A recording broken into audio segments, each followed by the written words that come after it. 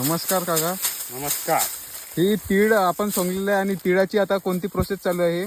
तीळ काढणी चालू आहे. तीळ काढणी चालू आहे. ते बघू शकता आपण तीळ एवढा काढलेला आहे.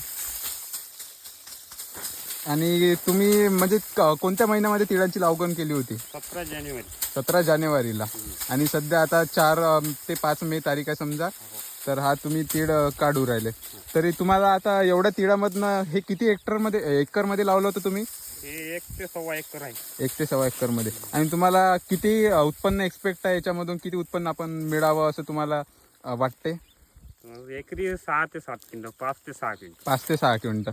5 ते 6 क्विंटल. आणि तिळाला भाव पण चांगला राहतो, त्यामुळे याच्यामधून आपण चांगला नफा मिळवू शकतो. हे जे पीक जे आहे ते तुम्हाला आवडतं लावायला, म्हणजे की चांगला आपण याच्यातून नफा मिळवू शकतो या उद्देशाने तुम्ही लावलंय ते? हो, यार म्हणजे कसं आहे, उत्पन्न मजुराच्या दृष्टीने हे कमी आहे. म्हणजे मजुरी कमी लागते. कमी लागते आणि उत्पन्न भरपूर मिळते. उत्पन्न जास्त आहे. हो. तर ठीक आहे मित्रांनो.